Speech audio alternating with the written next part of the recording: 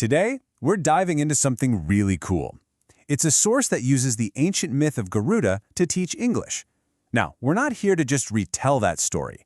Instead, we're going to break down how this legend gets transformed into a seriously powerful and memorable way to learn a language.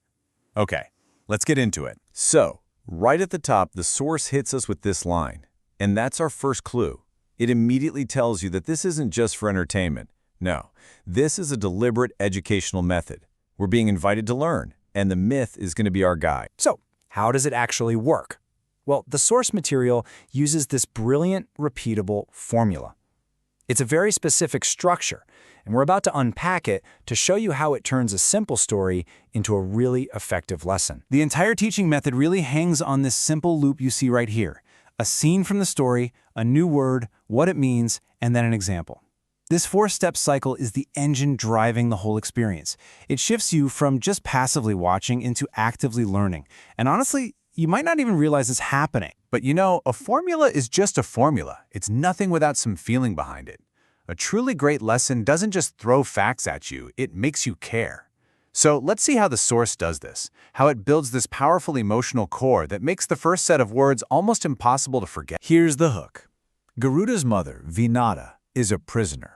Now, this is not just some random plot point. This is the emotional anchor for the entire story. A mother is in trouble, she's suffering. And right away, we have a problem that needs to be solved and a hero that we immediately want to root for. And then, bam.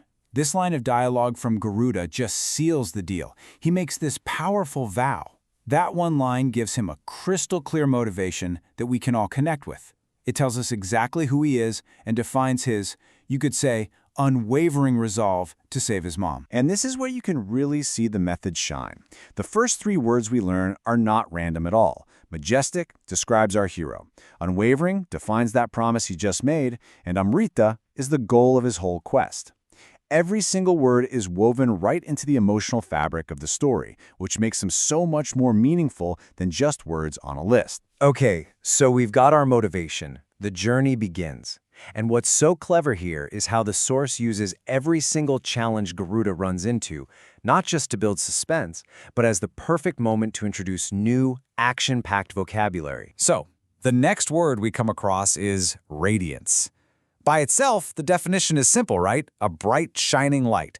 But just watch how the story gives this word a much, much deeper meaning. Here's what's happening. Garuda is facing all these perils, storms, suns, guards, you name it. But his own determination is shining right through all of it. So all of a sudden, radiance isn't just about physical light anymore, is it? No, it's now connected to the hero's inner fire, his refusal to be stopped. And this line from Garuda just hammers the point home.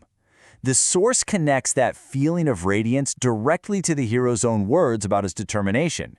And hey, we even learn the word deter right here, in the context of overcoming obstacles. I mean, this is narrative teaching at its absolute best. Okay, now we're at the story's climax. And this is where the teaching method gets really sophisticated.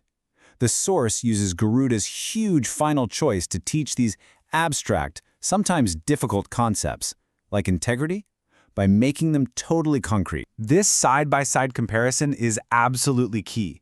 See, the source doesn't just give you the definitions for greed and integrity. It actually stages a battle between them. Is Garuda going to keep the nectar for himself, or will he honor his promise? Suddenly, these aren't just definitions. They're high-stakes choice. And this quote right here, this is the payoff.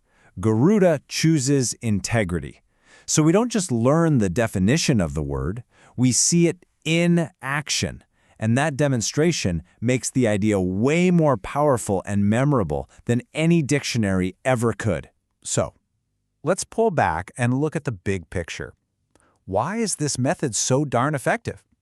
We've seen all the individual parts, and now we can put the whole recipe together and see exactly why this story works so well as a lesson. This is basically the blueprint. You start with a real emotional connection. You add clear motivation. You introduce new words right when they're needed, in the context of challenges. You build everything to a memorable moral choice, and then you reinforce it all with the hero's actions. By putting all these things together, the source turns a boring vocabulary list into an unforgettable, epic adventure. And that brings us to the ultimate lesson of the story. The final takeaway isn't about getting power or living forever.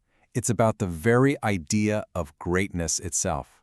What the story really shows us is that true greatness, it doesn't come from greed. It comes from honor. It comes from keeping your word. So, we just broke down one lesson from one story, but you can see how huge the implications are, right?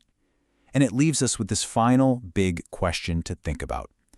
What if our most complex subjects, everything from science to philosophy, were taught not with dry textbooks, but through the power of our most ancient, most powerful stories?